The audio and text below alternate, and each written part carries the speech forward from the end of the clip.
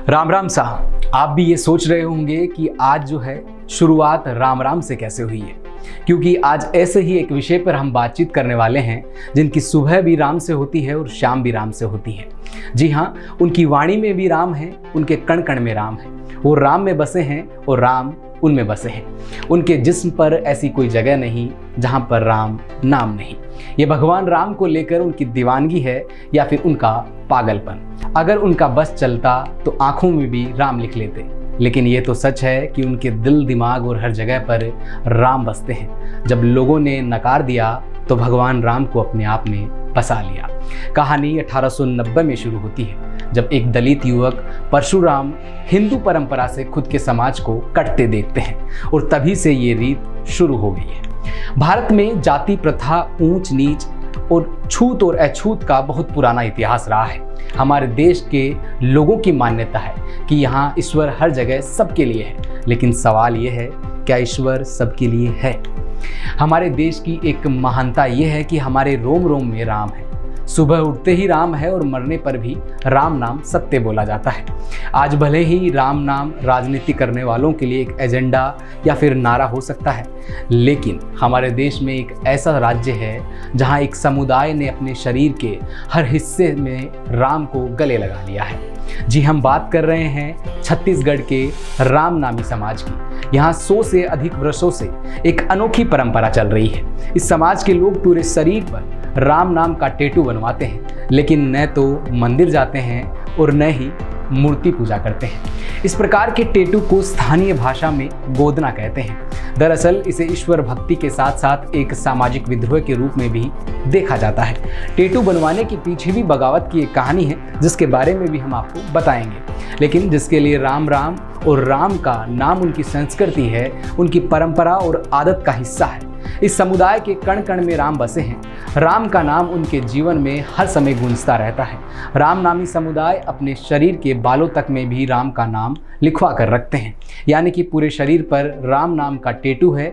इतना ही नहीं, उनके घरों की दीवारों और शरीर के ढकने वाली चादरों पर भी राम का नाम लिखा है। राम के नाम पर अभिवादन की परंपरा पूरे देश में मानी जाती है, लेकिन राम इस समुदाय के बीच इस कदर बसे हुए हैं कि वह हर व्यक्ति को राम के नाम से ही पुकारते हैं। इस संप्रदाय की विशेषता ये है कि यहाँ उनके राम मंदिर या फिर अयोध्या नहीं है, बल्कि पेड़ पौधे, प्रकृति और वहाँ के लोग हैं। छत्तीसगढ़ में भक्ति आंदोलन का व्यापक प्रभाव पड़ा। खासकर जिन जातियों या दलितों को कभी अछूत माना जाता था, उनमें इसका गहरा असर देखा जा सकता है। छत्तीसगढ़ में जन्मे गुरु घासीदास की परंपरा का पालना करने वाली सतनामी कबीर परंपरा के कबीरपंथी और रामनामी संप्रदाय के लोगों की संख्या छत्तीसगढ़ में 1 लाख से ज़्यादा है, यानी कि लाख से ज़्यादा भी है।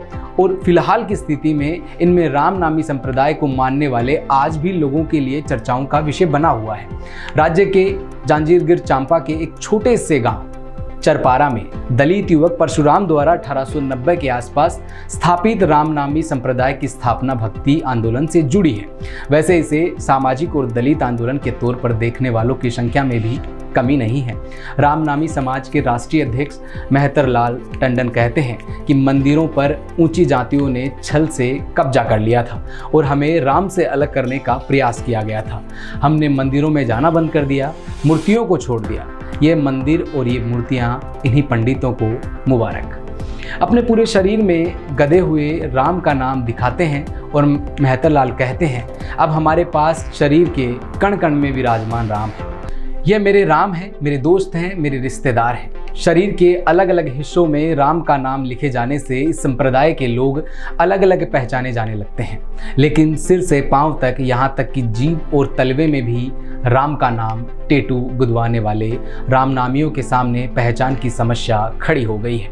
कारण यह है कि रामनामियों की नई पीढ़ी, यानी कि आज की जनरेशन राम नाम का टैटू बनवाने की अपनी परंपरा से दूर जा रही है।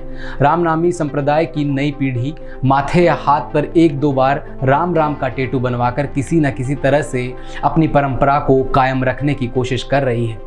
जाहिर है आधुनिकता के अन्य आयामों में भी नई पीढ़ी को प्रभावित किया है। रामनामी समाज के रिवाज भी अब टूट रहे हैं। बच्चे अब अपने शरीर पर कुछ लिखवाने से डरते हैं। नवीन सौंदर्य शास्त्र के प्रवेश तथा आधुनिक विषयों के जीवन ने भी इस संप्रदाय की संरचना को भंग करना शुरू कर दिया है। इस संप्रदाय के लोग कहते हैं कि धार्मिक कार्यों से ज़्यादा लोग दिखावे में लगे हैं। अब कुछ नहीं किया जा सकता। शायद 5 या 10 साल तक जो रामनामी समाज के 120 साल खत्म हो जाएंगे और एक युग खत्म हो जाएगा, और शायद यही मलाल है। हम इसी तरह आपके लिए और खबरें लेकर आते ही रहेंगे। तमाम खबरों से जुड़े रहने के लिए देखते रहिए सन्स इंडिपेंडेंस। अभी के लिए धन्यवाद।